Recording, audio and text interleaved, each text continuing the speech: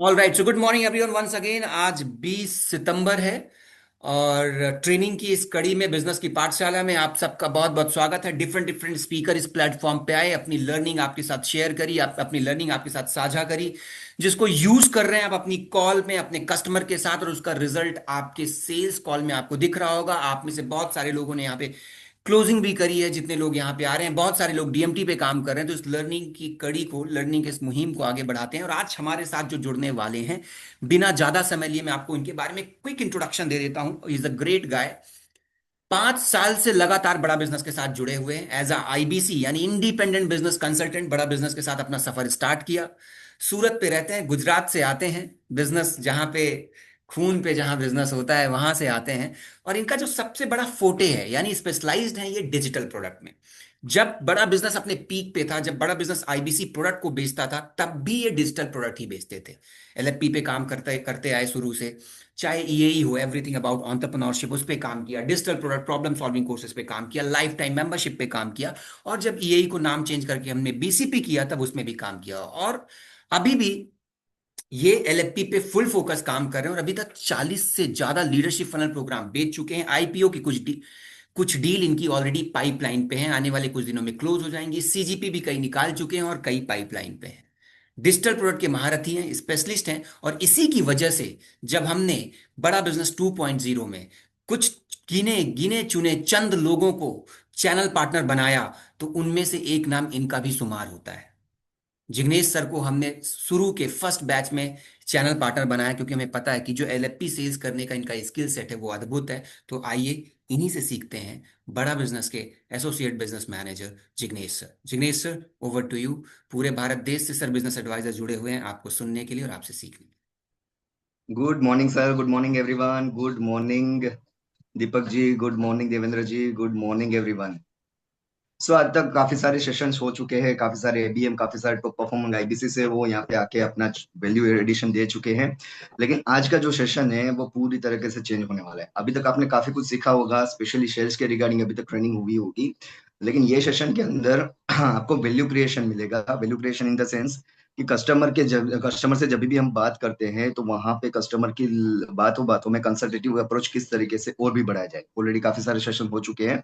लेकिन man power के regarding specially एक जिनिस जिसको बोलते हैं मैन पावर के सबसे ज्यादा चैलेंजेस बिजनेसमैन को मैन पावर के रिगार्डिंग आते हैं।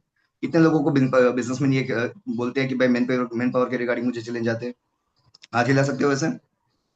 ओके ओके, आयुष जी है, अमीर जी है, अमित जी है। यस, सबसे ज्यादा जो मर्निंग इशू है इंडिया के अंदर बिजनेसमैन का वो मैन पावर के रिगार्डिंग है।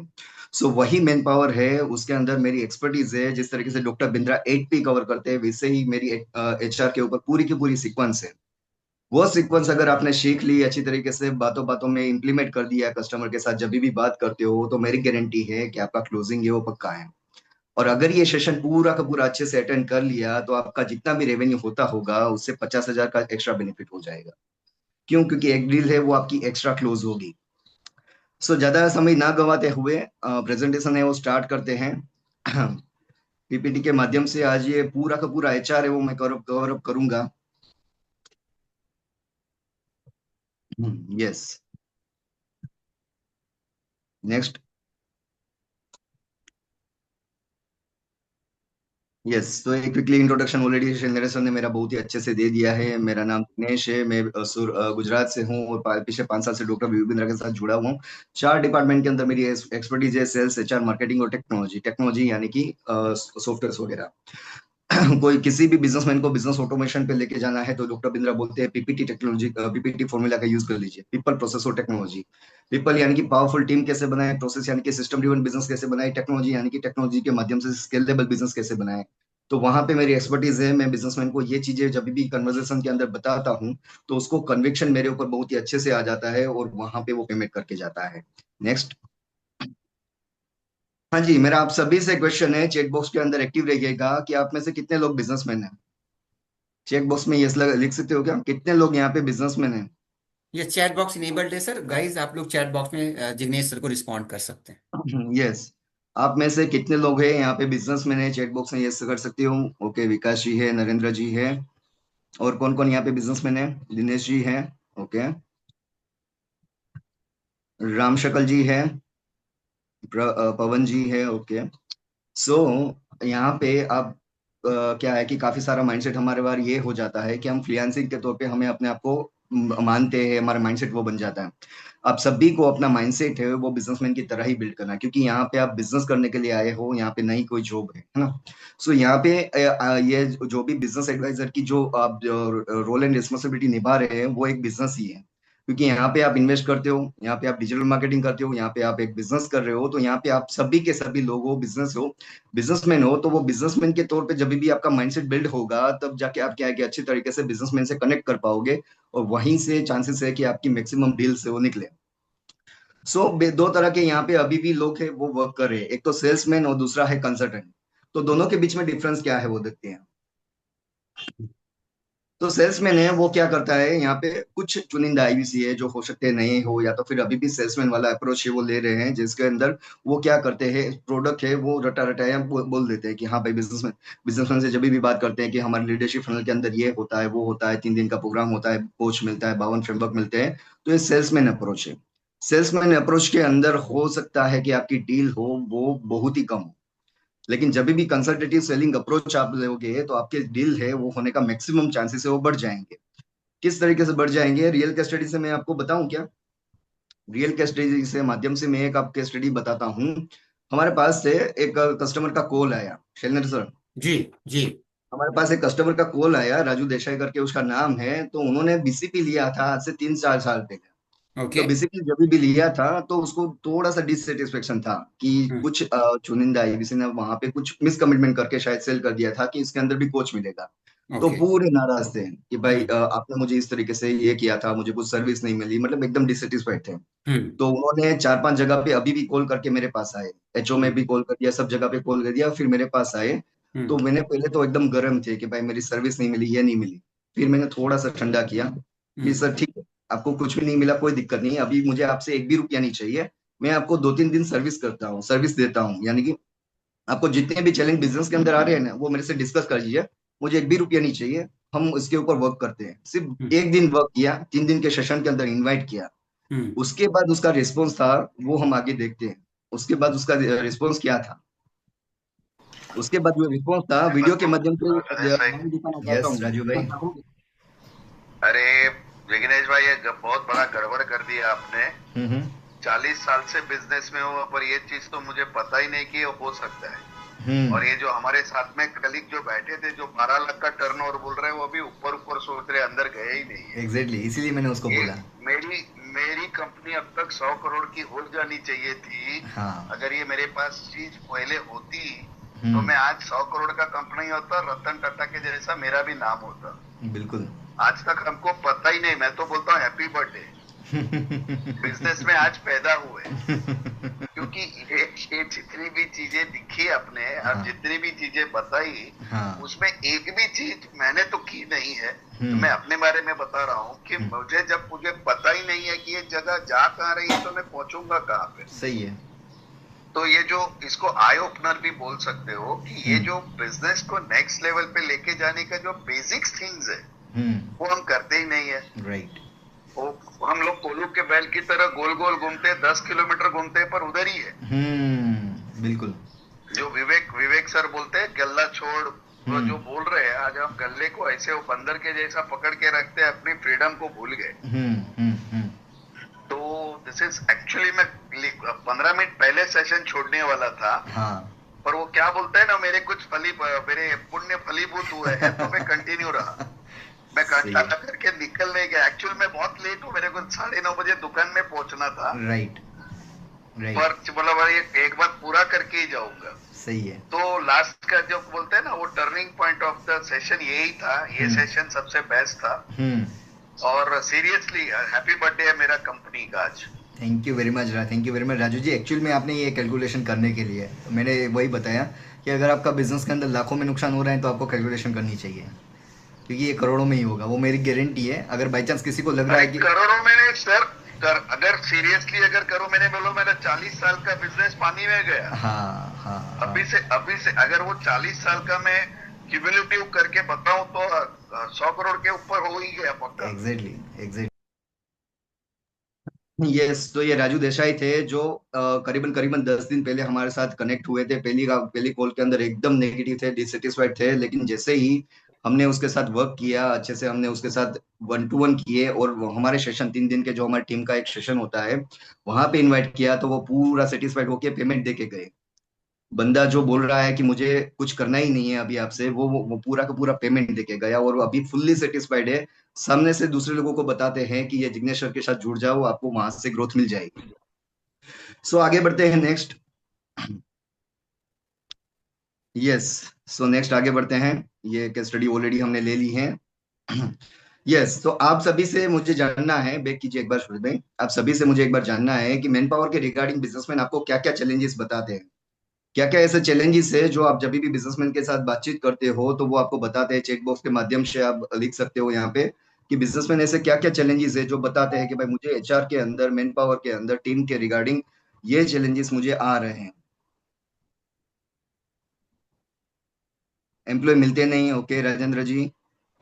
चैट बॉक्स में आपको कस्टमर से बात करते समय जो प्रॉब्लम हाँ आ रहे हैं, स्टाफ नहीं आप रुक। स्टाफ रुकते नहीं, okay. Manpower utilisation less है। टीम सेल्स नहीं कर पाती, ओके। काम नहीं करते, स्किल नहीं है। फुटफॉल कम आ रहा है, वो सेल्स के रिगार्डिंग है। Average selling price, okay. अच्छे एम्प्लॉय मिलते नहीं है, राइट। खुद ऑपरेशन में इन्वॉल्व है, ओके। एम्प्लॉय काम करते नहीं, ओके, बहुत ही बढ़िया। चलो, ये सारे चैलेंजेस जितने भी आपके माइंड के अंदर चैलेंजेस है या फिर बिजनेसमैन आपको बताते हैं, मेरी गारंटी है कि at the end of the session आपको ये सारे के सारे चैलेंजेस का सॉल्यूशन आपको मिल जाएगा। अभी सॉल्यूशन आपका मिल गया, इसका मतलब ये नहीं कि आपको सारे का सारा सॉल्यूशन बताना है। ये सेशन का मेनली पर्पस आपको ये है कि आपको पता होना चाहिए कि बिन पावर को जो भी चैलेंजेस आता है उसका सॉल्यूशन क्या है, ताकि थोड़ा सा उसको क्या है कि कंसल्टेटिव सेल्स बेस के ऊपर आप ये यहाँ पे लीडरशिप फनल है वो पिच कर पाओ। तो पहले तो आपके माइंड के अंदर क्लियर होना चाहिए। यस, मैन पावर के रिगार्डिंग मेजोरिटी बिजनेसमैन को ये चैलेंज आते हैं। अच्छे लोग मिलते नहीं है, मिलते हैं तो टिकते नहीं है, टिकते हैं तो बड़ी बड़ी डिमांड करते हैं। मैं कंपनी में रहता हूँ तभी काम करते हैं, अगर मैं नहीं रहता हूँ तो काम नहीं करते। टीम मेंबर का परफॉर्मेंस कैसे मेजर करना है उसको पता नहीं है, टीम को मोटिवेट कैसे रखूं वो पता नहीं है, टीम से काम कैसे कराऊं वो उसको पता नहीं है। तो ये काफी सारे एजेंडास है जो आज के सेशन के अंदर कवर अप होने वाला है, जैसे कि फॉर एग्जांपल मैन पावर को किस तरीके से नीड को उसको पहचानूं, ये सारी चीजें, राइट। मैन पावर के रीड कैसे पहचानूं, कंपनी का स्ट्रक्चर कैसे बनाऊं, सारी चीजें आज के सेशन के अंदर कवर अप होने वाली है। तो सेशन स्टार्ट करने से पहले थोड़ी सी परमिशन मुझे आपसे और शैलेंद्र सर से चाहिए कि थोड़ा सेशन लंबा हो जाएगा, क्योंकि बहुत कुछ टॉपिक्स है वो कवर अप करने वाला हूँ। चलेगा क्या सभी को? आगे चलेगा जा सर, सकते हो? चलेगा थैंक यू, चलेगा। Thank you very much, thank you very much. Yes, तो स्टार्ट करते हैं ऑफिशियली सेशन आज का। कि बड़ी बड़ी कंपनियां हैं वो हजारों लाखों एम्प्लॉय को इजीली मैनेज कर पाती है, लेकिन हमारे जो बिजनेसमैन जो हमको बताते हैं कि उसके जो 10 15 25 लोग हैं वो भी वो मैनेज नहीं कर पाते हैं। बड़ी बड़ी कंपनियां आपने देखा होगा, रिलायंस है, टीसीएस है, ये इसके जो एम्प्लॉयज की स्ट्रेंथ है वो हजारों लाखों में है।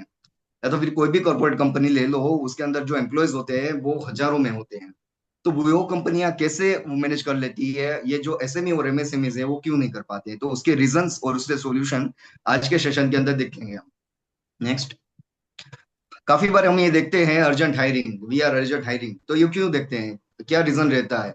मेजोरिटी इसलिए देखते हैं क्योंकि क्या है कि मैन पावर का प्रोग्रेशन प्लान नहीं बना होता है, मैन पावर अचानक छोड़ के चले जाते हैं, या तो फिर कोई बड़ा ऐसा प्रोजेक्ट मिल जाता है जिसकी वजह से बिजनेसमैन है उसको अर्जेंट हायरिंग करने का पड़ता है। और जब भी अर्जेंटली कुछ चीजें करते हैं, इमरजेंसी में कुछ चीजें करते हैं, तो वहां पे गड़बड़ी का चांस रहता है। तो अच्छे से प्लानिंग करके पूरी क्या है कि प्लानिंग करके अच्छे से हायरिंग कैसे किया जाए वो सीखते हैं आगे। काफी बार हमने ये भी सुना है कि जितना ज्यादा एम्प्लॉय होगा उतना ज्यादा प्रॉफिट होता है, लेकिन ये एक्चुअली सभी के लिए सही नहीं है। काफी बार बिजनेसमैन के लिए एसेट हो जाते हैं एम्प्लॉयज, और काफी बार लायबिलिटीज भी हो जाती है। एसेट यानी कि क्या, कि उसके बिना उसका बिजनेस चल रहा है, उसकी जो टीम है वो अच्छे से परफॉर्म कर रही है, तो उसके लिए वो एसेट है। मानो कि उसके एम्प्लॉय है उसके लिए सिर दर्द बन चुका है, हेडेक बन चुके हैं, कि एम्प्लॉय काम नहीं करते हैं, बहाने दिखाते हैं, छुट्टी पे चले जाते हैं, तो उसके लिए लायबिलिटीज है। तो ये लायबिलिटीज को एसेट में कैसे कन्वर्ट करें वो आगे देखते हैं। हाँ जी, काफी बार हाँ, ये हम मान लेते हैं कि जब भी बिजनेसमैन आप कम्युनिकेशन करो तो वो उसको पूछना आप कब हायर करते हो, तो वो यही बोलेंगे मेजोरिटी बिजनेसमैन कि जब भी जरूरत पड़ती है ना तब जाके मैं हायर करता हूँ। लेकिन एक्चुअली ये राइट वे नहीं है। राइट वे क्या है कि आपको हायरिंग है वो सीजनल प्रोसेस नहीं है, कंटिन्यूअस प्रोसेस है, कि कंटिन्यूअसली कुछ ना कुछ आपके पास रिज्यूम में सीवी वगैरह आते रहना चाहिए, उसके ऊपर आप काम करते रहना चाहिए, ताकि जब भी आपको मैन पावर की जरूरत पड़े तब आप उसको हायर कर पाओ। तो हायरिंग और मार्केटिंग दो फंक्शन ऐसे, दो डिपार्टमेंट ऐसे है जो शैलेंद्र सर कंटिन्यूअस रन होते चाहिए। ज्यादातर हम क्या करते हैं बिजनेसमैन, एज अ बिजनेसमैन, कि जब जी। भी कस्टमर की जरूरत पड़ती है ना तब जाके मार्केटिंग करते हैं, जब भी टीम की जरूरत पड़ती है तब जाके हायरिंग करते हैं। लेकिन करेक्ट। हायरिंग और मार्केटिंग एक ऐसी चीज है कि कंटिन्यूअसली वो प्रोसेस चलती रहनी चाहिए। ओके। हाँ जी, तो सबसे पहले बिजनेसमैन को जब भी आप बात करोगे तो वहां पे उनकी रिक्वायरमेंट है, वो कैसे पता चलेगा कि मुझे आने वाले समय के अंदर कितने मैन पावर की जरूरत पड़ेगी। मैंने जैसा बोला कि अर्जेंट हायरिंग नहीं करनी है, तो प्लान कैसे करें? तो सबसे पहले तो क्या है कि रिक्वायरमेंट समझनी है कि एग्जैक्टली उसको कितने मैन पावर चाहिए। 3 महीने, 6 महीने और 12 महीने, आने वाले 3 महीने में, 6 महीने और 12 महीने के अंदर कितने मैन पावर हायर करने हैं, उसका पूरा प्लानिंग कीजिए। प्लानिंग कैसे करना है? सबसे पहले तो करंट वर्कफोर्स है, उसकी जो करंट टीम है उसको एनालाइज करना है कि करंट टीम के अंदर कितने लोग हैं, कि उसका क्या स्किल्स है, क्या एक्सपीरियंस है, क्या रोल है, और क्या क्या गेप्स है। जो भी गेप्स है वो उसको फुलफिल करना है। तो ये करंट वर्कफोर्स को एनालिस करोगे तो आपको पता चल जाएगा। दूसरा, फ्यूचर की नीड्स है उसको फोरकास्ट करोगे तो पता चल जाएगा कि फ्यूचर के अंदर उसको कितने बड़े प्रोजेक्ट्स मिलने वाले हैं, कितना बड़ा काम है वो बढ़ने वाला है, तो उसके अकॉर्डिंग भी न्यू टीम मेंबर हायर कर सकते हो। और तीसरा कि आपका गोल है उसके अकॉर्डिंग भी हायर कर सकते हो। लेट्स से फॉर एग्जांपल किसी बिजनेसमैन का टर्नओवर लास्ट ईयर 5 करोड़ का था, इस साल उनको करना है 8 करोड़ या 10 करोड़। तो वो 8-10 करोड़ एक्स्ट्रा करने के लिए कुछ हो सकता है एक आध दो टीम मेंबर एक्स्ट्रा चाहिए, तो वो उसके अकॉर्डिंग वो अपनी जो हायरिंग है उसकी प्लानिंग कर सकते हैं।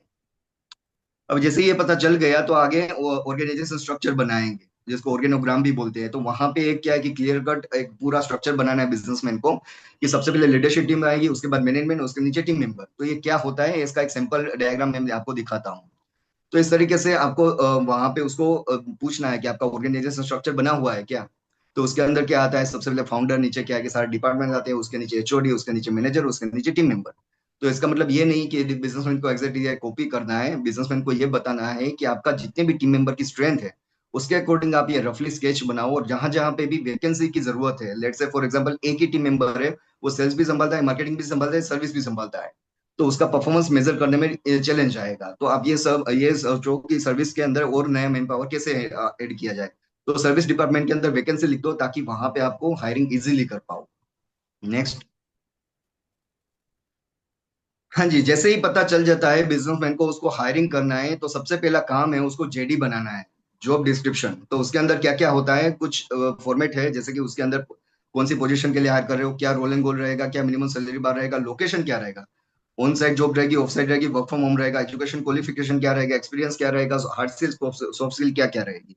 तो ये जेडी के माध्यम से बिजनेसमैन को भी पता चलता है कि उसको कौन सी पोजीशन के लिए और क्या प्रोफाइलिंग वाला कैंडिडेट है वो चाहिए।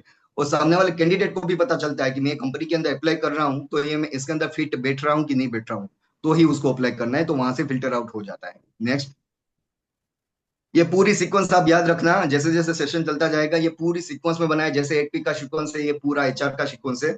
अगर आपने ये अच्छे से सीख लिया तो मेरी गारंटी है मैन पावर के रिगार्डिंग जितने भी आपको ऑब्जेक्शन आएंगे वो अच्छे से हैंडल कर लोगे। तो सबसे पहले क्या किया, मैन पावर की रिक्वायरमेंट समझी, उसके रिगार्डिंग जॉब डिस्क्रिप्शन बनाया, उसके रिगार्डिंग अभी मैन पावर कहाँ से हायर किया जाए। काफी बार बिजनेसमैन आपको बोलते हैं कि मुझे हायरिंग नहीं पता है, कहाँ कहाँ से हायर करूँ। तो अगर उसको फ्रेश कैंडिडेट चाहिए, फ्रेशर चाहिए, तो कॉलेज कैंपस से हायर कर सकते हो। एक्सपीरियंस चाहिए तो लिंक्डइन से कर सकते हो। सोशल मीडिया के अंदर जिस तरीके से हम मार्केटिंग करते हैं वैसे हायरिंग के regarding marketing digital campaign run कर सकते हैं। रूरल एरिया के अंदर उसका बिजनेस है या छोटी सिटी के अंदर उसका बिजनेस है तो वहां पे पेपर एड्स भी इफेक्टिव होते हैं। कुछ रेफरेंस के माध्यम से, कुछ प्लेसमेंट एजेंसीज के माध्यम से, कुछ इंटरनल प्रमोशन से कर सकते हैं।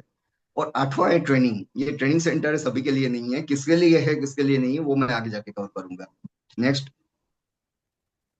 हाँ जी, बिजनेसमैन को जब भी आप पूछते हो तो उसको पूछो कि आप इंटरव्यू कैसे लेते हो। मेजोरिटी बिजनेसमैन क्या करते हैं कि जब भी उसको मैन पावर की रिक्वायरमेंट आती है ना शैलेंद्र सर, जी। तो 5-10 लोगों को बुला लेते हैं और 10 में से जितने भी उसको क्वेश्चन होते हैं ना वो पूछ के सिलेक्ट कर लेते हैं, राइट। लेकिन करेक्ट। एक एकदम रॉन्ग मेथड है। एग्जैक्टली इंटरव्यू किस तरीके से लिया जाए, प्रोफेशनल तरीका क्या है वो देखते हैं हम। ठीक है। प्रोफेशनल तरीके, 4 तरीके से आप इंटरव्यू ले सकते हो। सबसे पहले written test, psychophysical test, GD और 1-to-1 इंटरव्यू। अभी होता क्या है, इंडिया के अंदर बिजनेसमैन का मेन चैलेंज ये है कि उसको एक मैन पावर हायर करना है तो 5-10 लोगों को बुलाते हैं। लेकिन इंडिया के अंदर स्किल गैप है। आप सभी ने देखा होगा जब भी बिजनेस हम हायरिंग करते हैं तो जो एम्प्लॉय की डिमांड है ना बड़ी बड़ी होती है, 25-50 हजार सैलरी मिनिमम चाहिए। हम्म। लेकिन स्किल उसको पूछो तो कुछ आता नहीं होता है मेजोरिटी, राइट। तो ये ओके। स्किल गैप है इंडिया के अंदर। तो एक थंब रूल है वो आप बिजनेसमैन को याद रखना चाहिए कि जब भी हायरिंग करो एक पावरफुल कैंडिडेट चाहिए तो 25 से 50 कैंडिडेट का इंटरव्यू मिनिमम लेना है। ओके। ठीक है अमित भाई, 25 से 50 कैंडिडेट का मिनिमम इंटरव्यू लेना है। वो जब भी हम लेंगे तब जाके क्वालिटी मैन पावर आपको मिलेगा। तो वो कैसे मिलेगा? और 25-50 कैंडिडेट का, मानो कि 5 पोजीशन हायर करना है, तो क्या 400-500 लोगों का इंटरव्यू लेना पड़ेगा क्या? तो नहीं, ये किस तरीके से आप उसको, ये प्रोसेस है स्मूथ कर सकते हो। सबसे पहले रिटन टेस्ट ले लो। मानो कि कॉलेज कैंपस के अंदर गए, फ्रेशर का कैंडिडेट चाहिए, तो वहां पे उन्होंने बताया कि मेरे पास तो 500 बच्चे, आप इंटरव्यू ले लो। तो वहां पे क्या करेंगे बिजनेसमैन, वो वहां पे 500 है उसका रिटन टेस्ट ले लेंगे। सुरेंद्र सर, वो रिटन टेस्ट में हम्म। डायरेक्टली फिल्टर आउट हो जाएगी 200-300 बच्चे, राइट?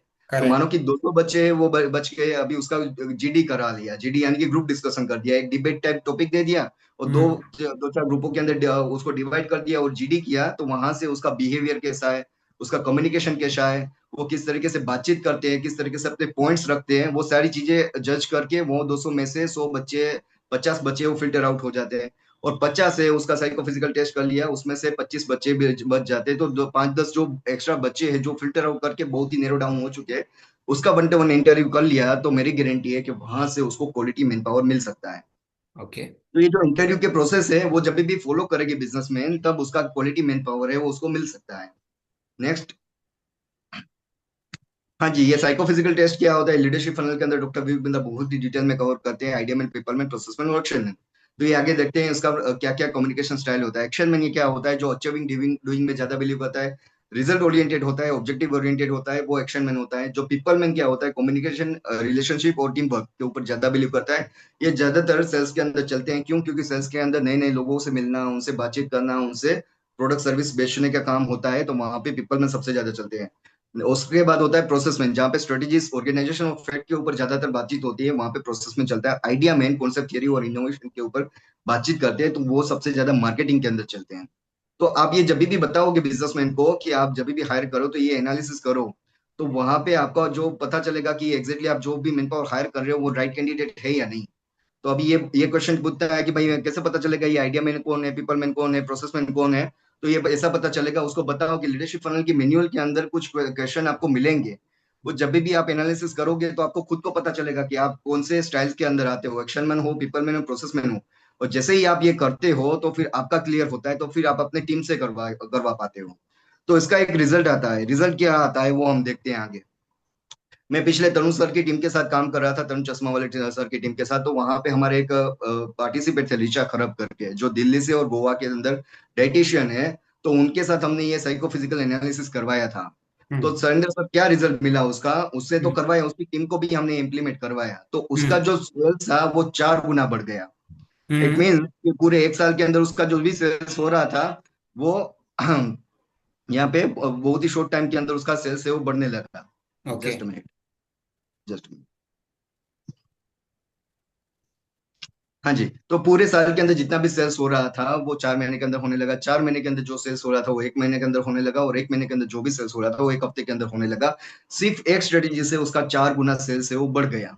तो ऐसे तो काफी सारी स्ट्रेटेजीज है वो लीडरशिप फनल के अंदर बिजनेसमैन को सीखने को मिलती है। तो यहाँ पे आप लीडरशिप फनल है, उसकी एक स्ट्रेटेजी का वैल्यू इतना ज्यादा क्वांटिफाई करोगे तो उसको पता चलेगा कि एक स्ट्रेटेजी से इतना सेल्स बढ़ सकता है। तो बाकी सारी तो वहां पे 100+ ऐसी स्ट्रेटेजी कवर कर किए जाती है जो उन्होंने कभी सुनी ना हो, कभी इंप्लीमेंट ना की हो। नेक्स्ट। हाँ जी, मैन पावर के लिए अभी क्या किया है हमने, उसको हायरिंग कर लिया, राइट? हमने पूरे सीक्वेंस पे चल रहे हैं। सबसे पहले उसका रिसोर्सेस आइडेंटिफाई किया, कहाँ से हायर करे। उसके बाद जॉब डिस्क्रिप्शन बनाया, उसके बाद उसको सिलेक्शन के लिए हमको बुला लिया है, वो कंपनी के अंदर, फैक्ट्री के अंदर आ गया है। अभी उसको हायरिंग करना है, सिलेक्शन करना है कि कैसे पता चलेगा कि ये कैंडिडेट मेरे लिए परफेक्ट है या नहीं। तो 5 पैरामीटर ऐसे है, वैसे तो काफी सारे पैरामीटर है, लेकिन 5 पैरामीटर ऐसे हैं जो अगर हम उसके ऊपर वर्क करते हैं तो अच्छे से कैंडिडेट हम हायर कर सकते हैं। सबसे पहले स्किल, विल, पोटेंशियल और परफॉर्मेंस और कल्चर फिट। स्किल यानी कि क्या आता है, विल यानी कि इच्छा शक्ति कैसी है, पोटेंशियल यानी कि कितना हमारे साथ आगे बढ़ सकता है, परफॉर्मेंस यानी कि पिछली कंपनी के अंदर परफॉर्मेंस कैसा था, और कल्चर फिट ये बहुत ही इंपॉर्टेंट है। कल्चर फिट जितना ज्यादा होगा उतना वो लंबा आपके साथ टिक जाएगा। अब ये स्किल विल जो मैट्रिक्स है वो अगर थोड़ा सा क्विकली मैं कवर अप करूँ तो यहाँ पे 4 क्वाड्रेंट बनाए गए हैं। सबसे पहले लेफ्ट हैंड साइड आप देखोगे, थोड़ा जूम आउट करोगे सूरज भाई, तो सबसे पहले लेफ्ट हैंड साइड देखोगे तो स्किल है, लो स्किल है, हाई हाई स्किल है। नीचे देखोगे तो लो विल है, ऊपर हाई विल है। तो फर्स्ट क्वाड्रेंट हम लेते हैं हाई विल और लो स्किल। आप सभी को चेट बॉक्स के अंदर फटाफट एक्टिव रहना है। हाई विल है और लो स्किल है, वो कैंडिडेट बिजनेसमैन को हायर करना चाहिए कि नहीं करना चाहिए? यस या नो टाइप कर सकते हो आप। जिस कैंडिडेट के अंदर, जो भी एम्प्लॉय है उसके अंदर हाई विल यानी कि इच्छा शक्ति एकदम बहुत ही बढ़िया है, वो कुछ भी काम करने के लिए रेडी है, लेकिन स्किल उसके अंदर लो है, तो वो हायर करना चाहिए कि नहीं? यस। अफरीन जी बोल रहे हैं यस। शिप्रा जी बोल रहे हैं नो। और आयुषी बोल रहे हैं यस। शैलेंद्र कुमार बोल रहे हैं यस। राजेश कुमार जी बोल रहे हैं यस। तो उसके अंदर इच्छा शक्ति बहुत ही है, स्किल बहुत ही कम है, आप उसको हायर कर सकते हो। उसके अंदर कॉम्पिटेंस कम है लेकिन कमिटेड है। इच्छा शक्ति है, स्किल कम है, तो स्किल हम उसको सिखा सकते हैं। नीचे वाला क्वाड्रेंट देखते हैं, लो विल और लो स्किल। लो कॉम्पिटेंस है और डिस्करेज है, उसको आपको हायर करना चाहिए कि नहीं करना चाहिए, यस या नो? यस, स्किल सिखाई जा सकती है, बिल्कुल सही है। नो बोल रहे हैं विनोद जी, नो बोल रहे हैं सचिन जी, नो बोल रहे हैं शहीदी जी, नो बोल रहे हैं शिप्रा जी, नो बोल रहे हैं यस। बिल्कुल भी हायर नहीं करना है। जब भी किसी कैंडिडेट के अंदर स्किल भी नहीं है, विल भी नहीं है, तो उसको कभी भी हायर नहीं करना है। उसके बाजू वाला क्वाड्रेंट देखते हैं, लो विल और हाई स्किल। कि उसके अंदर इच्छा शक्ति कम है लेकिन स्किल बहुत ही बढ़िया है, उसको हायर करना चाहिए कि नहीं करना चाहिए? राम प्रसाद जी बोल रहे हैं नो। संजय जी बोल रहे हैं नो। क्या बात है, बहुत ही बढ़िया से आईबीसी मिले हैं हमको। हम्म। हाँ यस, तो उसको भी हायर नहीं करना है। क्यों? क्योंकि उसको आता तो सब कुछ है लेकिन करना कुछ भी नहीं।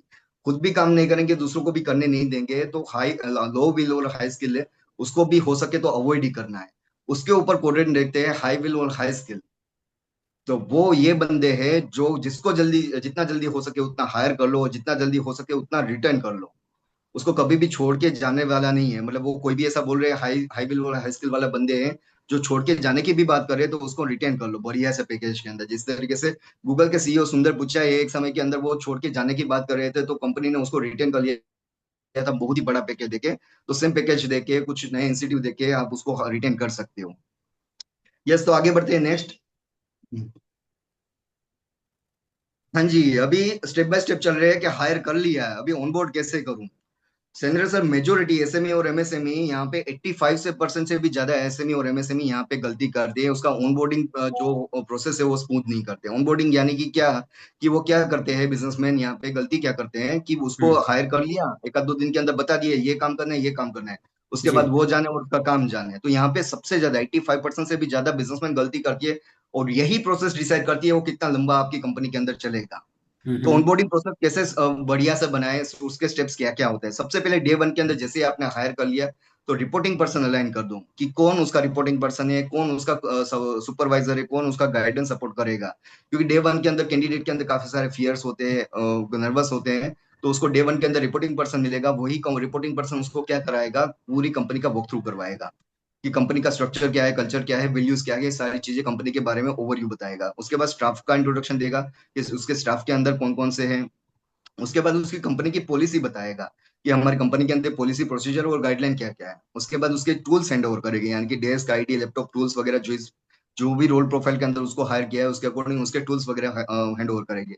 उसके जी। बाद उसका रोल एंड गोल है और भी डिफाइन तरीके से और भी डिटेल में कवर अप करेंगे। और उसके परफॉर्मेंस के पैरामीटर है और भी डिटेल में कवर अप करेंगे। उसके बाद उसकी ट्रेनिंग आएगी। तो ट्रेनिंग कैसे की जाती है, बहुत ही पावरफुल मेथड है, हमने काफी बार सुना है already as an IPC, as an business advisor. तो ये ट्रेनिंग है वो एकदम सिंपल है, पावरफुल है। ये देखते हैं आगे। यस, मैन पावर को काम कैसे सिखाऊं। तो यहाँ पे वर्क, हाँ एक बार बैक कीजिए। हाँ जी, यहाँ पे आई डू यूसी मॉडल है, जो ऑलरेडी हमने सीखा हुआ है। तो यहाँ पे हम, मैं बहुत ज्यादा कवर नहीं करूंगा। आई डू यूसी करेंगे तो बिजनेसमैन उसको धीरे धीरे करके सिखाएंगे, जिसको कोचिंग मेंटरिंग वाले सेशन के अंदर भी डॉक्टर बिंद्रा ने बहुत ही डिटेल में कवर अप किया है। तो ये आई डू यूसी मॉडल इतना पावरफुल है कि यहाँ से जो एम्प्लॉय है वो बहुत ही अच्छे से सीख के उसको आगे जाके इम्प्लीमेंट कर सकता है। नेक्स्ट। अभी उसको काम तो सिखा दिया है, डेलीगेट कर दिया है, लेकिन ट्रैकिंग नहीं कर पाते। Yes, managing coaching delegating, yes. तो सिखा तो दिया है लेकिन वर्क डेलीगेट नहीं कर पाते। काफी बार बिजनेसमैन ये बोलता है कि वो उसको काम तो मैं बता देता हूँ लेकिन ट्रैक नहीं कर पाता हूँ। और काफी बार ऐसा भी होता है कि बिजनेसमैन उसको काम बता देता है लेकिन 2 दिन पहले क्या उन्होंने खाया है वो भी उसको याद नहीं रहता है, तो काम क्या बताए वो कैसे याद रहेगा। तो उसको हम्म। ट्रैकिंग कैसे करें, तो वहां पे टेक्नोलॉजी का यूज करना है, टास्क मैनेजमेंट सॉफ्टवेयर यूज करना है। टास्क मैनेजमेंट सॉफ्टवेयर के माध्यम से क्या होगा कि उसको कितना टास्क है वो असाइन हो रहे हैं उसकी टीम को, उसमें से उसका कितना टास्क है वो एक्चुअल में वो कर रहे हैं। मानो कि टास्क उसको पूरे महीने के अंदर 100 दिए, 100, लेकिन उन्होंने सिर्फ 80 किए, तो उसका पूरा महीने का परफॉर्मेंस वो निकल के आ जाएगा कि उसका टास्क कंप्लीशन रेट क्या है। तो ये टेक्नोलॉजी जब भी इम्प्लीमेंट करेगी तो बिजनेसमैन का काम है वो और भी आसान हो जाएगा। नेक्स्ट। हाँ जी, तो बिजनेसमैन काफी बार ये बोलते हैं कि सिखा तो दिया फिर भी मुझे काम मुझे ही करना पड़ता है, एम्प्लॉय के पास कैसे कराऊं। कितने लोगों को ये बिजनेसमैन बोलते हैं कि मैं उसको सिखा देता हूँ, लेकिन फिर भी काम तो मुझे ही करना पड़ता है, मुझे, मैं ही ऑपरेशन के अंदर फंसा पड़ा रहता हूँ। तो उसका चैलेंज का सॉल्यूशन कैसे निकालें, उसका चैलेंज का सॉल्यूशन आगे देखते हैं कि क्या क्या कैसे कैसे कर सकते हैं। तो उसके लिए उसके एम्प्लॉय परफॉर्मेंस एवोल्यूशन मैट्रिक्स बनाने हैं, यानी कि KRA KPI। वो 3 प्रकार के हो सकते हैं।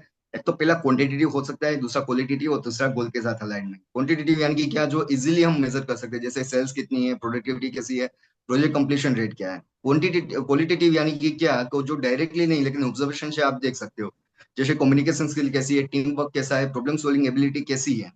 और थर्ड है गोल अलाइनमेंट। काफी बार क्या होता है कि कंपनी का गोल कुछ और होता है, एम्प्लॉय कुछ और दिशा के अंदर चल रहा है, राइट। जैसे फॉर एग्जांपल हमारे यहाँ पे कंपनी का बड़ा बिजनेस का जो गोल है वो पूरा LFE के ऊपर फोकस है। लेकिन कोई ऐसा बोल रहा है कि नहीं भाई, मैं तो डिजिटल प्रोडक्ट यानी कि छोटे छोटे कोर्स के अंदर फोकस करूंगा, या फिर कोई और प्रोडक्ट के अंदर। कंपनी पूरी LFE के ऊपर फोकस कर रही है, तो आप भी LFE के ऊपर फोकस करोगे तो आपको बढ़िया सा रिजल्ट मिलेगा। तो गोल के साथ अलाइनमेंट होना बहुत ही जरूरी है।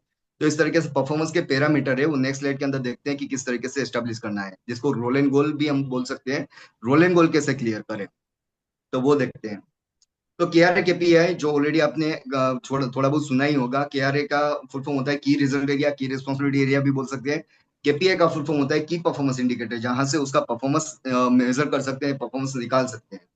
तो की रिजल्ट एरिया, फॉर एग्जांपल एक सेल्समैन है, उसका KRA क्या क्या हो सकता है, कि उसको रेवेन्यू जनरेट करना है, कस्टमर एक्वायर करना है, कस्टमर का कन्वर्जन है वो बढ़ाना है, मार्केट के अंदर पेनिट्रेट करना है।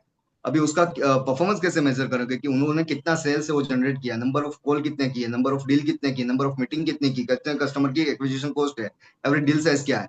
तो ये सारे उसके परफॉर्मेंस के पैरामीटर है, वो जब भी पूरे महीने के अंदर मेजर करेंगे कोई भी बिजनेसमैन, उसको पता चल जाएगा कि ये जो टीम, मेरा इंडिविजुअल टीम मेंबर है, वो कितना अच्छे से परफॉर्म कर रहा है, कितना अच्छे से परफॉर्म नहीं कर रहा है। तो उसको अच्छे से परफॉर्म करने के लिए क्या क्या एक्टिविटी हम कर सकते हैं।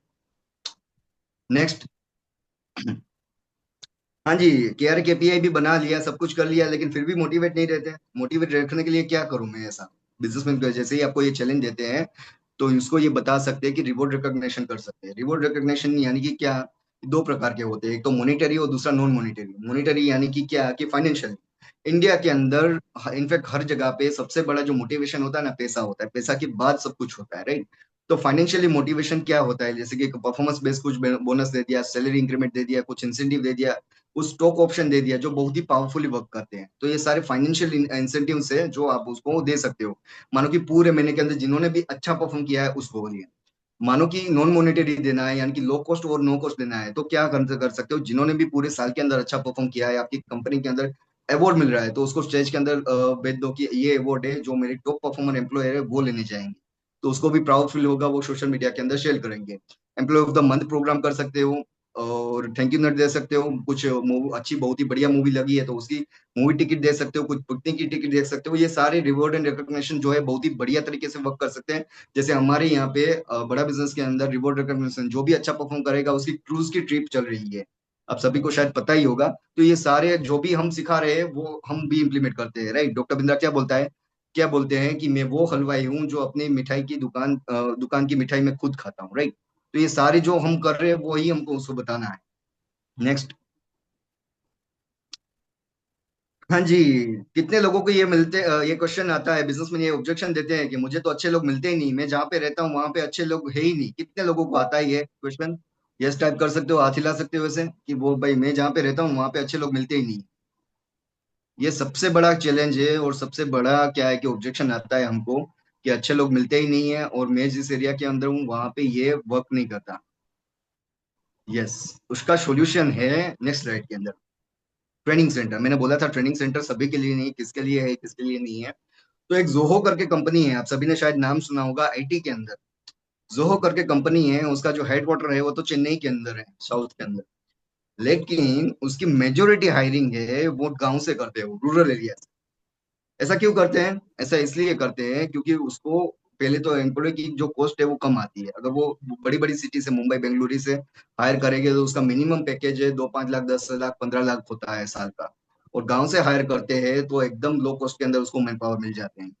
तो ये उल्टा करते हैं लोग, ये बोलते हैं कि मैं गांव में हूं इसलिए मुझे स्किल मैन पावर मिलता नहीं, और ये उल्टा करते हैं कि चेन्नई में भले ही हेडक्वार्टर हो, लेकिन हायरिंग पूरी उल्टा करते हैं, रूरल एरिया से करते हैं। तो उसका मेन कॉन्सेप्ट क्या है कि ट्रेनिंग सेंटर है। ट्रेनिंग सेंटर यानी कि क्या, कि 12th पास बच्चों को, ग्रेजुएशन वाले बच्चों को वो पहले 1-2 महीने की ट्रेनिंग देते हैं। ट्रेनिंग के अंदर उसको एक बेसिक फीस रखते हैं, फीस के अंदर वो एंट्री करते हैं, और एंट्री के अंदर जैसे ही उसको मानो कि 30 बच्चे, उसका ट्रेनिंग सेंटर ओपन कर दिया, 30 में पहले क्या है कि मानो कि फॉर एग्जाम्पल 10,000 फीस रख दी, तो 10,000 के अंदर उन्होंने 3 महीने 1 महीने की ट्रेनिंग दे दी। ट्रेनिंग देने के बाद उसको कल्टीवेट करते हैं, राइट। जैसा एम्प्लॉय चाहिए, जैसा कैंडिडेट चाहिए, वैसा वो कल्टीवेट कर सकते हैं। तो वो कल्टीवेट कर दिया, और उसमें से मानो कि 30 बच्चे में से जो 5 के बच्चे हैं, जो बहुत ही बढ़िया से सीख गए, बढ़िया से अच्छे से सब कुछ उसको आ गया है, उसको खुद हायर कर लेंगे। जो 25 बच गए उसको दूसरी कंपनी को सप्लाई कर देंगे। तो यहाँ पे विन विन सिचुएशन के अंदर 3 फायदे हैं। सबसे पहले तो जैसा कैंडिडेट चाहिए, जैसा एम्प्लॉय है, वैसा वो हायर कर सकते हैं। दूसरा, एडिशनल रेवेन्यू मिल जाएगा। तीसरा, कि प्लेसमेंट एजेंसी के तौर भी वो काम कर सकते हैं। तो 3 बेनिफिट हो सकते हैं। जब भी बिजनेसमैन आपको ये ऑब्जेक्शन देता है कि मेरे वहां पे अच्छे एम्प्लॉय मिलते ही नहीं है, तो यहाँ पे ये एक बहुत ही पावरफुल सॉल्यूशन दे सकते हो। लेकिन यहाँ पे एक कंडीशन है। कंडीशन ये है कि हर एक को ट्रेनिंग सेंटर ओपन नहीं करना है। सबसे पहला काम करना है, अपने बिजनेस को थोड़े सर्टेन लेवल पे स्टेबल करना है। ऐसा नहीं कि बिजनेस के अंदर भी चैलेंजेस है और ट्रेनिंग सेंटर ओपन कर दिया, यहाँ पे भी अच्छा काम नहीं हो रहा है, वहां पे भी नहीं हो रहा है। तो सबसे पहले बिजनेस को सर्टेन लेवल पे आप स्केल अप कर लो, स्टेबल कर लो। उसके बाद ये नए मॉड्यूल के अंदर जाओ, ताकि दोनों जगह पे आपका बहुत ही बढ़िया सा रिजल्ट निकल के आए। नेक्स्ट। हाँ जी, बिजनेस में बोलता है सब कुछ मैंने कर दिया, लेकिन फिर भी कंपनी एम्प्लॉय है वो छोड़ के चले जाते हैं। तो वो ऐसा क्या किया जाए कि वो छोड़ के ना जाए। नेक्स्ट देखते हैं अगली स्लाइड के अंदर। यस, एम्प्लॉय के प्रोग्रेशन प्लान। ये बिजनेसमैन को जब भी बताओगे आप कि कंपनी आपके एम्प्लॉय आपका छोड़ के चले जाते हैं, तो यहाँ पे ये बता सकते हो कि आपने उसका प्रोग्रेशन प्लान बनाया है या नहीं बनाया। अब ये प्रोग्रेशन प्लान क्या होता है कि ये होता है कि उसकी कंपनी के अंदर उसको फ्यूचर दिख रहा है कि नहीं दिख रहा। यानी कि एम्प्लॉय वो अभी तो भले ही जूनियर पोजीशन के अंदर ज्वाइन हुआ है, लेकिन 3 साल के अंदर वो कौन सी पोजीशन अचीव कर सकता है, ये वो बोलते हैं प्रोग्रेशन प्लान। ये कैसे बनाया जाता है वो दिखते हैं अगले स्लाइड के अंदर। ये पूरे के पूरे उसको हायरार्की स्टेप्स बता देने हैं। मानो कि मैं किसी कंपनी के अंदर हायर कर रहा हूँ, मैं एम्प्लॉय के तौर पे जा रहा हूँ, तो वहां पे मैं इंटर्नशिप के तौर पे जोड़ हुआ हूँ, तो मुझे 7,000 स्टाइपेंड मिल रहा है। तो मुझे वहां पे अगर दिखेगा, मेरे कंपनी के ओनर मुझे बोलेगा कि जिग्नेश तू इतना परफॉर्म करके दे, मैं तेरी स्टाइपेंड जो 7,000 है उसके अंदर इतना परफॉर्म करके दे, तो मुझे मैं तेरे को जूनियर पोजीशन दे दूंगा। मैं और भी अच्छा परफॉर्म करता हूँ, और भी उसके जो टारगेट्स होते हैं वो मीट करता हूँ, तो मुझे नेक्स्ट 6 महीने के अंदर पोजीशन मिल जाती है जूनियर, वहां पे मेरी सैलरी हो जाती है 15,000। और जैसे ही जूनियर पोजीशन में आते हूँ, तो मेरी कंपनी के ओनर मुझे बोलते हैं जिग्नेश तूने बहुत ही बढ़िया परफॉर्म किया है, अभी तेरा नेक्स्ट टारगेट है, ये तेरा गोल है, ये तेरा परफॉर्मेंस के पैरामीटर है, ये इतना अचीव कर दे तो मैं तेरे नेक्स्ट 12 महीने के अंदर सीनियर पोजीशन दे दूंगा, और तेरी सैलरी हो जाएगी डायरेक्ट 15,000 से 22,000। तो मैं और भी अच्छे से जी जान से मेहनत करता हूँ, और 22,000 पे पहुंच जाता हूँ। फिर मुझे टारगेट देते हैं कि ये टारगेट अचीव कर दो तो मैनेजर बना दूंगा, तो मैं फुल अच्छे से मेहनत करता हूँ। 35,000 सैलरी मेरी हो जाती है। फिर क्या है कि अभी तक मैं सीनियर पोजीशन तक का लिमिटेड लोगों को मैं टीम मैनेज कर रहा था, मैनेजर हो गया तो कुछ और भी टीम बड़ी हो गई, अभी एचओडी में बन गया। मुझे नेक्स्ट गोल दिखा दिया कि अभी मैनेजर तो बन गया, अभी एचओडी बन के दिखाओ तो सैलरी डायरेक्ट 35,000 में से 60,000 हो जाएगी, और पूरे डिपार्टमेंट का जिम्मेदारी आपके ऊपर आ जाएगी। तो आप पूरा डिपार्टमेंट वो लीड कर सकते हो। तो जैसे ही ये मैं करता हूँ, तो पूरी डिपार्टमेंट है वो मेरे अंडर में आ जाता है, मैं बहुत ही अच्छे से परफॉर्म करता हूँ। तो बिजनेसमैन मुझे बोलते हैं कि अभी डिपार्टमेंट तो हैंडल कर लिया तूने, बहुत ही अच्छा परफॉर्म किया पिछले 3-4 साल से मेरी कंपनी के अंदर। पूरी कंपनी है वो नेक्स्ट लेवल पे लेके गए, अभी सीईओ बन जाते हो तो मैं तेरी सैलरी और लाख रुपया कर दूंगा, और पूरी कंपनी की रिस्पॉन्सिबिलिटी आपके ऊपर आ जाएगी। तो मैं और भी जी जान से मेहनत करता हूँ और सीईओ बन जाता हूँ। तो ये जब भी क्या है कि बिजनेसमैन अपने एम्प्लॉय के साथ ये क्रिएट करेंगे, तो चांसेस इज वेरी हाई कि उसके एम्प्लॉय है उसके वहां पे टिक जाएंगे। क्यों? क्योंकि उसके अपनी कंपनी के अंदर फीचर दिख रहा है। लेकिन बिजनेसमैन को ये कम्युनिकेशन कर सकते हो, कम्युनिकेशन क्या कर सकते हो संजय जी?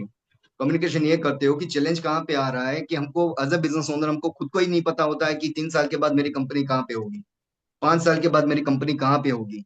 अगर आपके माइंड में खुद को अंदर क्लियरिटी नहीं है, तो आप एम्प्लॉय को कैसे क्लियरिटी दे पाओगे? तो आपको सबसे पहले अपना विजन, मिशन, गोल स्टेटमेंट, कोर वैल्यूज वगैरह क्लियर करनी है। जैसे ही आप क्लियर करते हो, तो ट्रांसफर करनी है अपने नए एम्प्लॉय के अंदर, एग्जिस्टिंग एम्प्लॉय के अंदर। जैसे ही ये क्लियर करते हो, तो आप है वो और भी अच्छे से उसको अपनी रोड मैप पे वो दिखा सकते हो, प्रोग्रेशन प्लान है वो बना सकते हो। नेक्स्ट। जिग्नेश भाई, आपने जो जितना बताया ना वो सब कुछ कर दिया, फिर भी लोग काम नहीं करते हैं। सब कुछ कर दिया फिर भी काम नहीं करते, तो फिर क्या किया जाए? तो उसका सॉल्यूशन अगले स्लाइड के अंदर देखते हैं, कि उसको एक सक्सेसफुल एग्जिट दे दो। कि सब कुछ कर लिया फिर भी वो काम नहीं कर रहे, तो उसका मतलब ये है कि वो बंदा आपके लिए काम का ही नहीं था, आपने गलत हायरिंग कर लिया था। हो सकता है वो सारे स्टेप आपने फॉलो नहीं किए, इसलिए आप वो नहीं किया। अगर सारे स्टेप्स फॉलो किए होते तो बहुत ही रेयर चांस है कि ऐसे बंदे आपके कंपनी के अंदर टिक जाएंगे। तो फिर भी आपको लगता है, जैसे ही आपको रियलाइज होता है कि ये सारी स्टेप करने के बाद भी आपके एम्प्लॉय आपके लिए काम नहीं करते, तो उसको सक्सेसफुल एग्जिट देनी है। यहाँ पे भी बिजनेसमैन करीबन करीबन 80% से भी ज्यादा बिजनेसमैन गलती करते हैं। जैसे ही वो छोड़ने की बात करेंगे ना, तो उसके साथ रिलेशन है वो खराब करेंगे, उसके साथ झगड़ा करेंगे, उसके साथ मनमुटाव करेंगे, उसके साथ बहुत सारी काफी बार यहाँ पे रो लैंग्वेज के अंदर भी बात करते हैं, रफ लैंग्वेज के अंदर भी बात करते हैं। तो वो कभी भी नहीं करना है। जब भी एग्जिट इंटरव्यू की बात आए, एग्जिट की बात आए, तो सबसे पहले क्लियरली कम्युनिकेशन करना है। थैंक यू वेरी मच, आपने मेरी कंपनी को 2 साल 5 साल दिए, उसके लिए तहे दिल से धन्यवाद। आपकी एफर्ट्स, आपके टाइम हमारी कंपनी को बहुत ही वैल्यूबल थे, तो ये हमारे लिए बहुत ही मैं शुक्रगुजार हूँ आपके लिए। तो सबसे पहले पॉजिटिव वर्ड के साथ उसको छोड़ना है और एग्जिट इंटरव्यू लेना है। एंट्री के समय तो बिजनेसमैन इंटरव्यू लेते हैं, लेकिन एग्जिट के समय लोगे तो वो बहुत ही बढ़िया क्रिटिकल फीडबैक आपको देख के जाएगा। क्या ऐसी 3 चीजें हैं जो हमारी कंपनी के अंदर आपको सबसे बढ़िया लगी? क्या ऐसी 3 चीजें हैं जो आपको लगता है कि हमारी कंपनी के अंदर आपको हमको इम्प्रूव करना चाहिए? तो वो बताएगा कि भाई आपकी जो ये एम्प्लॉय है ना, वो काम अच्छे से नहीं करने देते, आपकी ये पॉलिसी है वो खराब है, आपकी कंपनी के अंदर ये स्ट्रक्चर है वो खराब है। तो जहां जहां पे भी फीडबैक, क्रिटिकल फीडबैक की जरूरत होगी, तो सारे फीडबैक वो देके जाएगा। चाहे तो आप डायरेक्ट ले सकते हो एज ए बिजनेस ओनर, या तो फिर वो डायरेक्टली आपको नहीं बताता है, तो आप क्या कर सकते हो, वहां पे जो भी एम्प्लॉय है उसकी दूसरी जो कलीग्स है उसकी ज्यादा बनती है, उसके ये फीडबैक ले सकते हो। तो बाई चांस बिजनेसमैन ये बोलता है कि वो फिर भी काम नहीं करते, तो एग्जिट भी देनी है तो सक्सेसफुल एग्जिट दो। ऐसा नहीं कि मन मुटाव करके एग्जिट दो, ताकि मानो की दूसरी कंपनी को ज्वाइन भी कर लिए, फिर से वो आपकी कंपनी में आने का मन बनता है, तो दोनों बहुत ही अच्छी तरीके से वापस भी आ सकते हो, मतलब अच्छे से रिलेशन फिर से बॉन्ड हो पाए। अदरवाइज एक बार छोड़ के गया और रिलेशन खराब करके गए, तो वापस आने का चांसेस बहुत ही कम रहता है। और जो रिटेन करने में जो मजा है, मतलब जो कॉस्टिंग है वो बहुत ही कम आती है, जो पुराने एम्प्लॉय उसको फिर से लाने में, नए एम्प्लॉय को हायर करने में कॉस्टिंग बहुत ही बड़ी ज्यादा आती है। सो ये पूरा सेशन था एचआर के रिगार्डिंग। उसके रिगार्डिंग कुछ फ्रेमवर्क है वो आगे देखते हैं।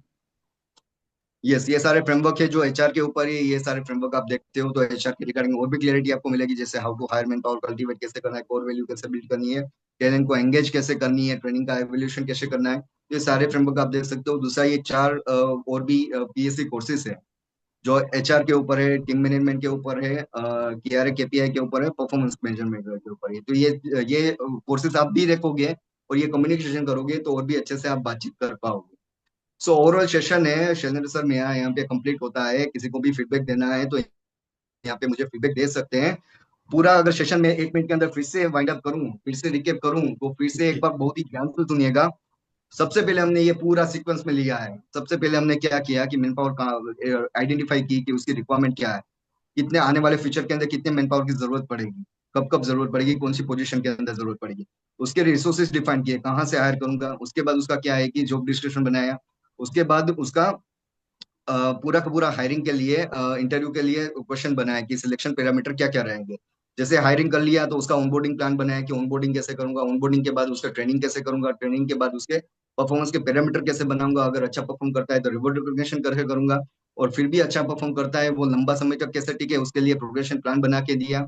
और वर्क डेलीगेशन करने के लिए आईडीओसी मॉडल किया, वर्क ट्रैकिंग के लिए task tracking, task management software implement किया, और फिर भी अच्छा काम नहीं कर रहा है तो सक्सेसफुल एग्जिट देगी। तो ये पूरी सीक्वेंस है। जब भी आपको बिजनेस में कुछ भी चैलेंज आता है, तो इस सीक्वेंस में से कोई भी पॉइंट उठा के बातचीत करोगे तो रियलाइज हो जाएगा कि ये बिजनेसमैन यहाँ पे फंस रहा है, और उसके अकॉर्डिंग लीडरशिप फनल पिच करोगे तो चांसेस इज वेरी हाई कि वो लीडरशिप फनल के अंदर आ जाए। अभी किसी का कुछ भी क्वेश्चन मैन पावर के रिगार्डिंग हो तो मुझे बता सकते okay, so all right sir. मतलब ये आपने बहुत स्टेप बाय स्टेप बता दिया। जो लास्ट में आपने सर दो चीजें बताई ना, कि जो फ्रेमवर्क है मैन पावर के रिगार्डिंग, जो आपने पांच छह दिए हैं, वो भी हो। ये लोग इसको अकॉर्डिंगली यूज कर सकते हैं। जिनके पास एलएपी डिजिटल की एक्सेस है उनको देख भी सकते हैं। और यस। साथ ही आपने कुछ प्रॉब्लम सॉल्विंग कोर्सेज बताए जो मैन पावर के ऊपर, लाइक टीम मैनेजमेंट हो गया, एचआर प्रोसेस हो गया, केआरए केपीआई हो गया, प्रोसेस मैनेजमेंट हो गया।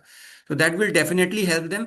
क्योंकि सर जो लोग ऑलरेडी प्रोडक्ट सेल कर रहे हैं, मेरी भी उनसे बात हुई, सभी कहते हैं कि सर मैन पावर का प्रॉब्लम कॉमन है, ये मिलता ही मिलता है। तो ये इन हम्म। लोगों को हेल्प करेगा। अब अगले हम्म। कुछ मिनट सर ना हम कुछ क्वेश्चंस ले लेते हैं कि श्योर श्योर। मैन पावर से रिलेटेड किसके क्या प्रश्न मैं एक चीज ऐड करना चाहूंगा। जब भी मैं ज्वाइन हुआ था, तब सबसे पहले ये 4 जो मैंने पीएससी बताया ना, हैं। वो मैं पूरा गुड के पी गया था, मतलब पूरा देख लिया था, और वहां से मेरे सारे कॉन्सेप्ट क्लियर हो गए। तो ये हाँ। मैंने जितना भी सीखा है ना, बिजनेसमैन से जो भी बात कर रहा हूँ, ये पीएससी का कमाल है। तब एलएफई तो नहीं चल रहा था, जब मैं इनिशियल लेवल पे ज्वाइन किया था, तब मैंने 4 पीएससी वो बहुत ही अच्छे से देख लिए थे। और वही दम, उसी के दम पे ये सारी प्रेजेंटेशन, ये सारी स्किल्स मुझे आई है। तो किसी को भी एचआर के रिगार्डिंग और भी सीखना है, तो ये पीएससी और ये एचआर एलएफई के फ्रेमवर्क एचआर के रिगार्डिंग वो देख सकते हैं। तो उसकी ट्रेनिंग ऑलरेडी सर भी काफी बार कर चुके हैं, आप भी अपने आप देख सकते हो। तो यहाँ से मेरे कॉन्सेप्ट क्लियर हुए हैं, जस्ट फॉर योर नॉलेज, कि आप भी देखोगे तो आपका भी कॉन्सेप्ट क्लियर हो जाएगा। Thank you so much Jignesh sir for such a wonderful session. अब हम Q&A पार्ट पे चलते हैं।